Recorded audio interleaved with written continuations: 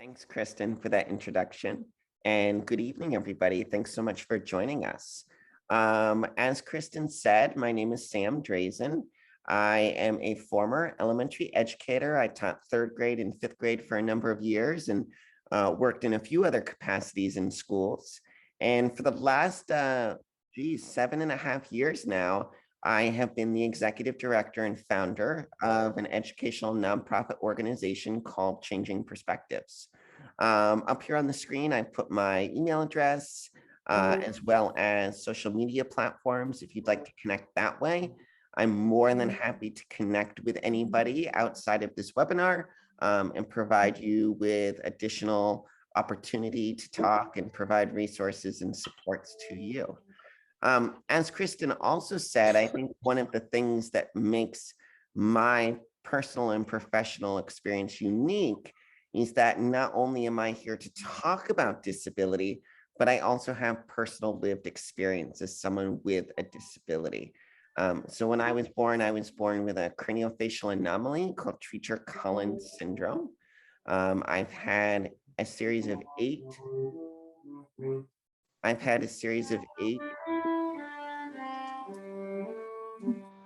Could I kindly ask everyone who's not speaking to go on mute? The music is beautiful, but maybe a little disruptive. Thank you so much. And in addition to having a series of surgeries, I also wear a bone conductive hearing aid. So I'm really excited today to take you through this workshop on how we can use children's literature to really spark meaningful conversation with our students and our kids around what it means to have a disability. A little bit more about Changing Perspectives. We're really excited to be partnering with Marin County Office of Education and Dedication to Special Education for the second year in a row.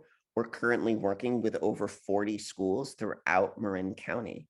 Our mission is to promote social emotional learning and help schools cultivate a greater sense of inclusion and equity with really a focus and a lens on students with disabilities.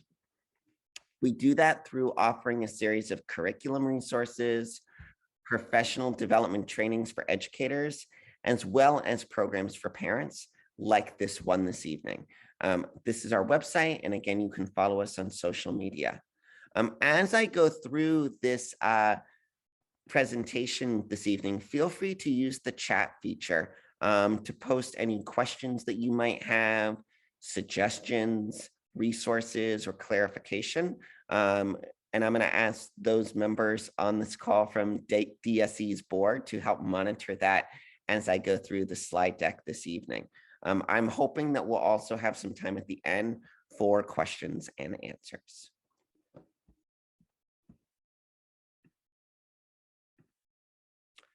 So tonight's presentation is all about how we can use children's literature to foster disability awareness. So I figured a really good place to start here was to give a definition and make sure we all have an understanding of what we're talking about when we say disability awareness. So a few things to unpack here. Disability awareness is really the opportunity to educate all students, all people about disabilities. In other words, sometimes when people hear disability awareness, they think we're just talking to people with disabilities about their disabilities. Or they think we're talking about disabilities with this group of people who don't have disabilities about this group of people over here with disabilities. Disability awareness is about talking about disabilities with everybody in the same room together. Disability awareness is not disability advocacy. This is not an opportunity to kind of talk about equal opportunity or advocating for equal rights. This is about building that foundational knowledge and understanding about what is disability. What is it like to live with a disability? What is the range of disabilities out there? Now, if we have an awareness of disabilities, in turn, we expect that we'll be better advocates for those with disabilities. But in summary, it's really an opportunity to gather and support and converse around what are disabilities. So why is this so important? Well, empathy is being noted as one of the most important 21st century skills. Empathy, being able to gain the perspective of someone else, being able to collaborate and communicate with others who are different from you. Those are really, really important skills as students enter the 21st century global workforce. And a key component of empathy is being able to understand other people and the way in which they experience the world. And in this particular instance, focusing on people with disabilities. Recording in progress. We also know that much intolerance is a result of ignorance. Instances of bullying, instances of disrespect, that a lot of those instances are a complete result of people not understanding others and how they experience the world. So if we can build an awareness of disabilities and minimize that ignorance, we in turn will minimize the intolerance. And lastly, we know that our school communities, our communities at large, are more diverse now than ever before. People with disabilities are more a part of our mainstream culture now than they have ever been in the past. People with disabilities are now being featured in mainstream media in a way they haven't been in the past. And so for all of these reasons, it's so important that we invest time and effort in building disability awareness for ourselves, for our children, and for our students.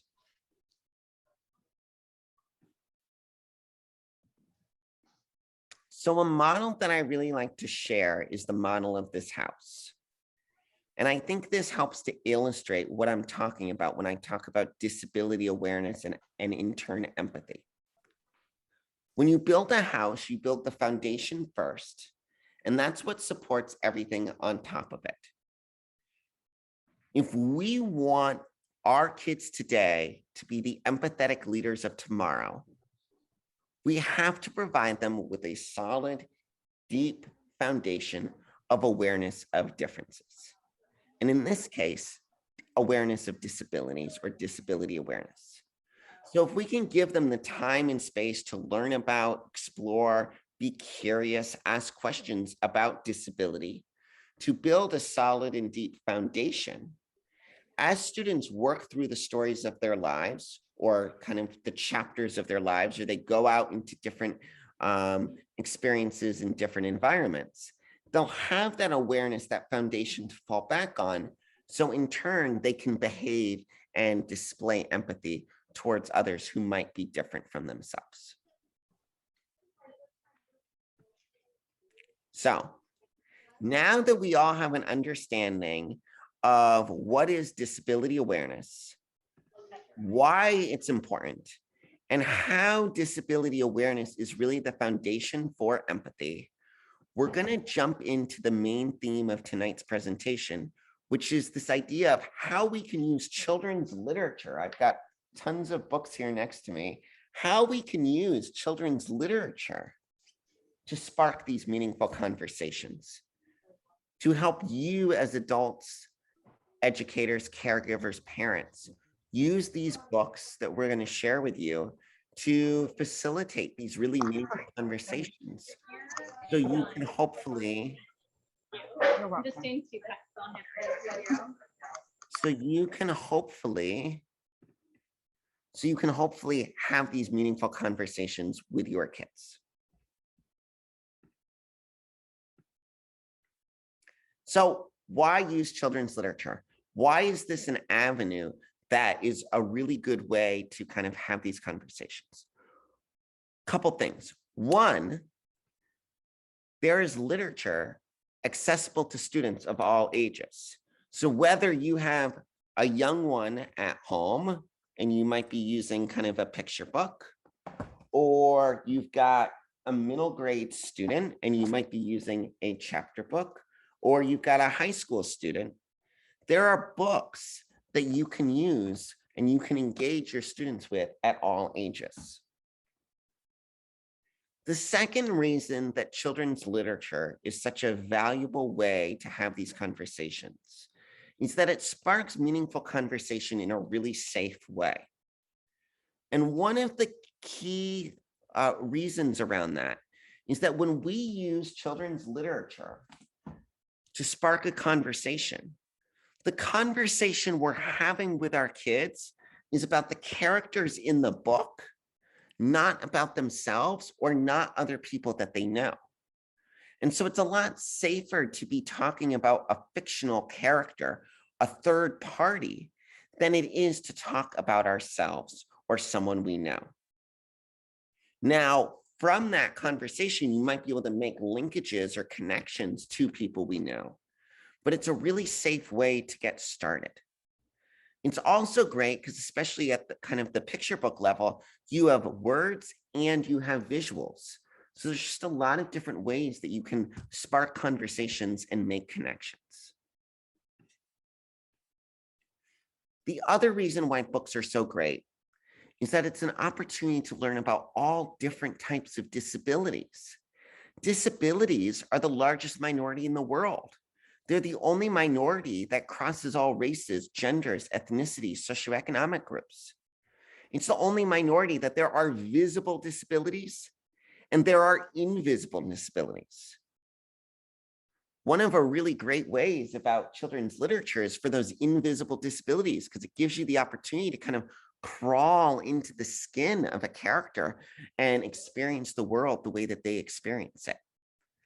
So books provide a unique opportunity because there's books for kids of all ages. It's a really safe way to start the conversation because you're talking about a fictional character, not someone in our real life.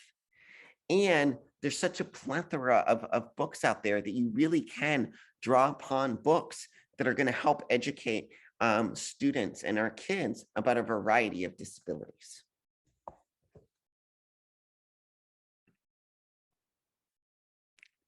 So how do we use these books?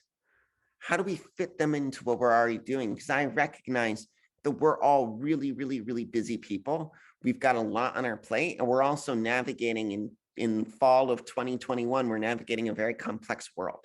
So what are some really easy ways that you can integrate this into your time with your kiddos? One, books at bedtime. It's very simple, right? And maybe rather than saying to your child, hey, pick any book, maybe tomorrow night you sit down with them and you say, hey, there's 3 books we can read tonight that I just learned about. Do you want this book?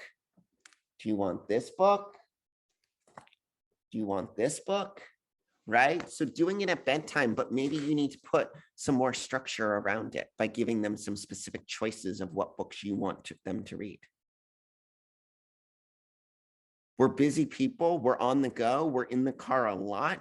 If you're like me, I was driving kids around. I don't even know how many times I went up and down my hill today. Drop off in the morning, pick up after school, running one kid to his job this evening, then running another kid's friend home. You getting Audible or getting some of these books on audiobooks and having them in your car is a great way while you're driving around to be listening to some of these books.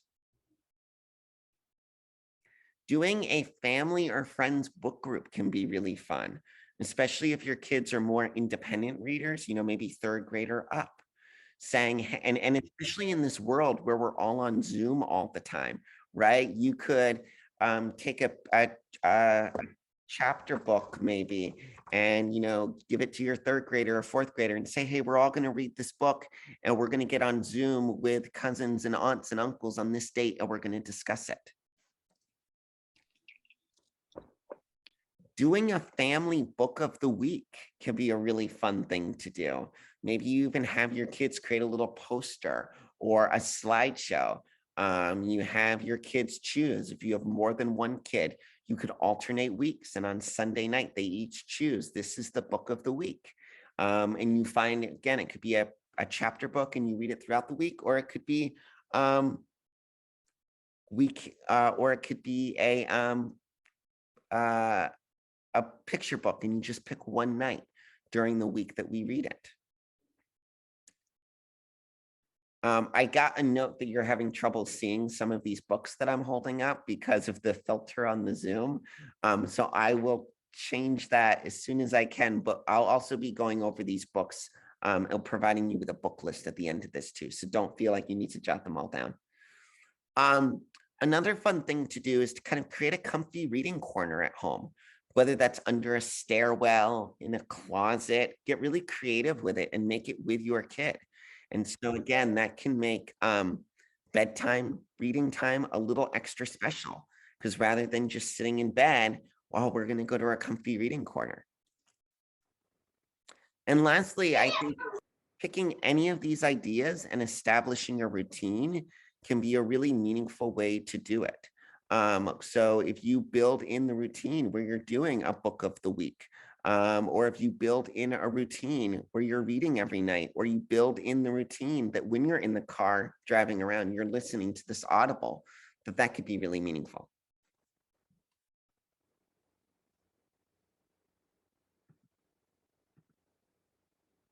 So there's lots and lots of books out there to consider. And there's kind of been an uptick recently in the books that have been written and published that focus on characters with disability. At the end of this workshop, if you registered on Eventbrite, you're going to get an automated email with a link to a book list. The book list is actually divided out into different disability categories. If you didn't register on Eventbrite, Kristen is going to drop her email in the chat, and you can email her and she'll get you the book list directly. And all of the books that I was holding up that apparently were blurred out are on that list. And so we'll be able to get you that list. On the screen here, I put a few of them that I wanted to highlight, however, just a few that I'll emphasize. Fish in a Tree is a great chapter book about dyslexia. The Thing About Georgie is a book who lives, talks about a boy named Georgie who lives with dwarfism. Just My Luck is a story of a young person who lives with autism. How Katie Got a Voice is a great picture book, taking you on the journey of a young girl named Katie and how she gets a augmentative communication device because she can't communicate with her voice. So she communicates with a device. The Alphabet War, great picture book about dyslexia. And again, all of these and more are going to be on this book list that you'll get access to. And in all honesty, if you start searching some of these titles on Amazon, it'll tell you some other books that are like these. So this is a great jumping off point, and I really encourage you to explore from there.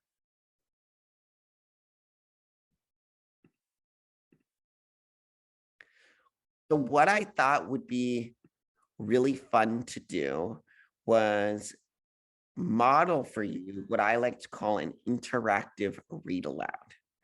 So I am going to change a couple settings here on Zoom. Give me a quick moment.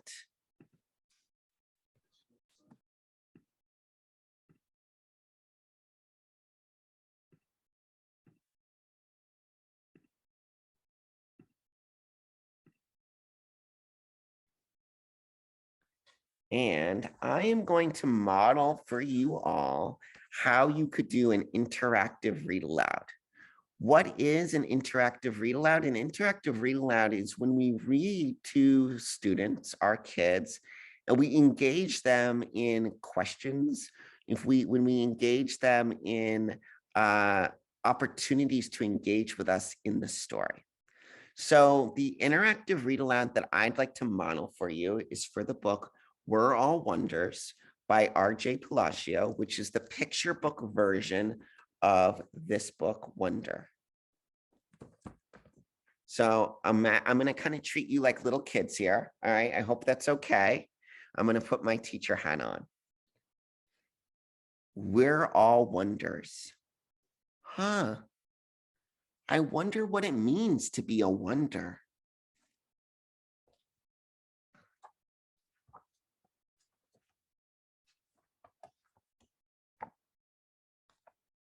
I know I'm not an ordinary kid.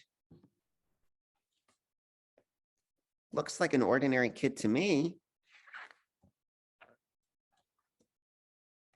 Sure, I do ordinary things. I ride a bike. I like ice cream. I play ball. What's something that you like to do?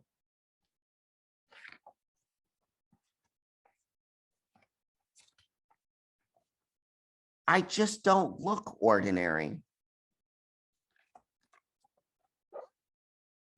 I don't look like the other kids. I wonder how he feels since he doesn't look like the other kids. How do you think he might be feeling?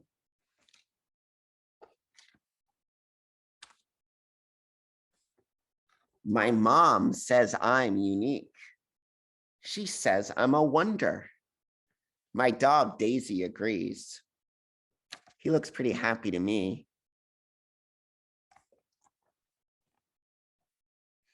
But some people don't see that I'm a wonder. All they see is how different I look. I wonder where he feels in his body when people think he's different. Can you point and show me where he might feel in his body?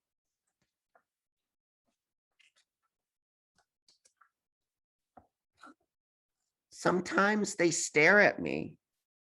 They point or laugh. They even say mean things behind my back. But I can hear them. He must feel really sad when people say that. Have you ever seen someone say something mean to someone else about the way they look?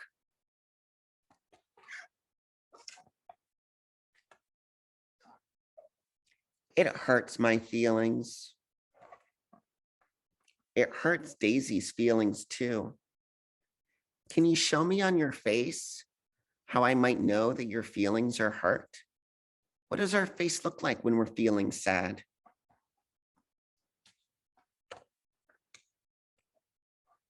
When that happens, I put on my helmet. I put Daisy's helmet on too. And then we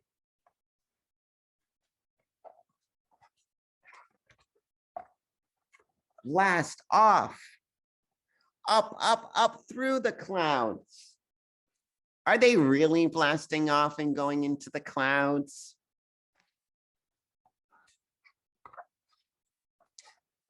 Across the galaxy.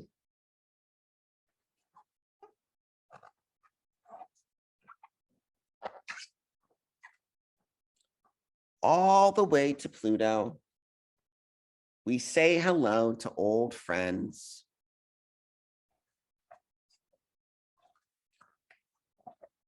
From far away, the Earth looks so small.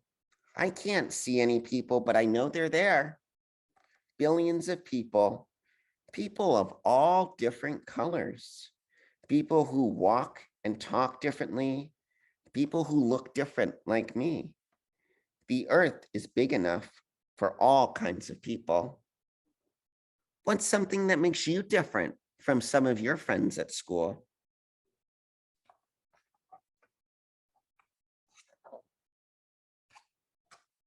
I know I can't change the way that I look, but maybe, just maybe, people can change the way they see. If they do, they'll see that I'm a wonder. I wonder what you could do to make people feel included, even if they look or act different. What could you do at school? What could you do on the playground? What could you do with our friends at home? And they'll see that they're wonders too. We're all wonders.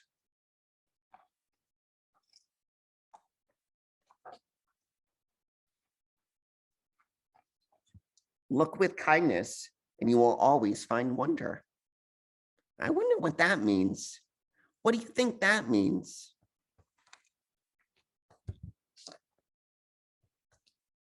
So that was a quick demonstration. Oh, thank you, Kira, for the round of applause. That was a quick little demonstration of what an interactive read aloud might look like, sound like, and feel like. And as I go through that, hopefully you start to get kind of a different feeling, right? It's very different when someone is asking you those questions and prompting you and getting you to explore the book a little bit more than just reading it to you. So what I want to do, I'm going to go back to the slideshow now here.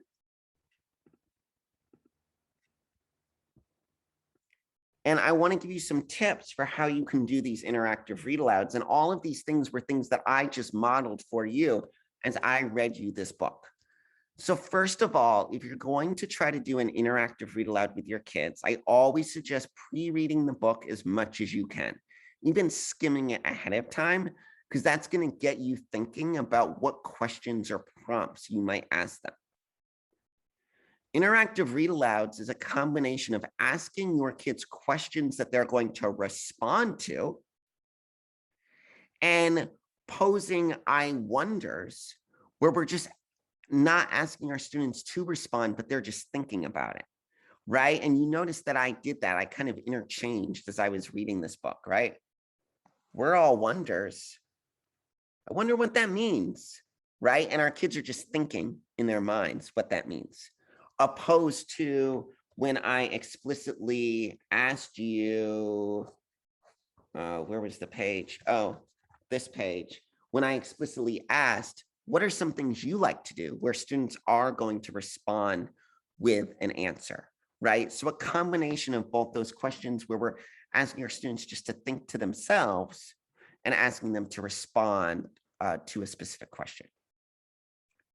We're also looking for opportunities for students to make connections to their real life, right? So like when I said, I don't know where I said it, but where I asked you, have you ever seen someone being mean to someone else, right? So I'm asking them a question that's really a connection. I'm asking them to connect what is happening in this fictional story to a real life experience that they've had. I also did some show me's. Show me what your face looks like when you feel sad. Show me in your body where you might feel that, right? So again, it's about making this interactive. We're asking students questions that they're going to respond to. We're asking them wonders that they're just thinking in their own mind. We're asking them to connect to something from the story to their own life. And we're also providing them the opportunity to show something physical, right? Sometimes when I do this book as an interactive read aloud, some kids just can't sit still. They like this one because the first thing you can ask them is, show me what it looks like when you can't sit still, right? And they get to act that out for a minute. And then you can calm them down because you start reading and they're tuned into the story. And then the last one is these reflections, like the why or the how questions, right? That takeaway at the end. And I left you that a couple times in here. What could you do to make your friends feel included? Why do you think this story is important? How does the story teach us about people with disabilities, right? So all of these things are really opportunities for engagement. So I've been talking for a while. What I'd like to do is turn this over to you all for any questions, comments, suggestions that you were going to be doing a virtual workshop on an exploration of ableism and neurodiversity. And all of these are going to be at the same 6:30 p.m. time via Zoom. And you'll be able to register for all of them on Eventbrite the same way you did this one. Then in February, I'm really excited. What we're going to do is I'm going to facilitate a panel discussion of various thought leaders, change makers in and around the Marin County area who are taking inclusion and putting it into action in a variety of capacities. On March 24th, we'll be doing the screening of a film called The R Word which really unpacks the history behind the R word and shares some really good food for thought around how we can better understand what the R word is and the negative impacts it can have on society, and how we as parents, caregivers, educators can help to eliminate the use of the R word. And then the last event will be on May 12th.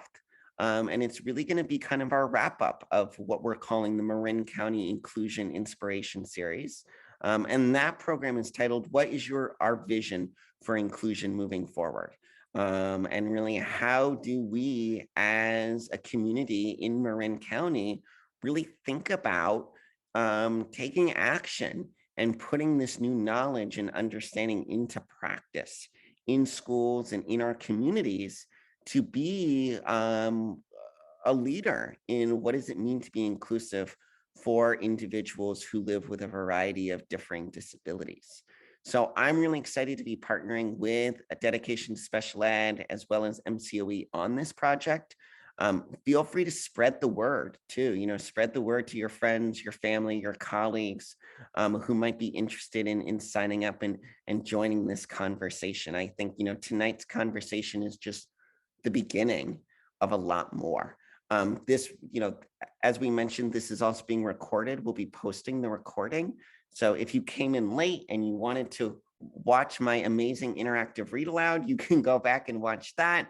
If you want to share the recording with friends and families to inspire them and encourage them to come to some of our future events, we encourage you to do that as well. Any other questions, comments that anyone has before we wrap up this evening?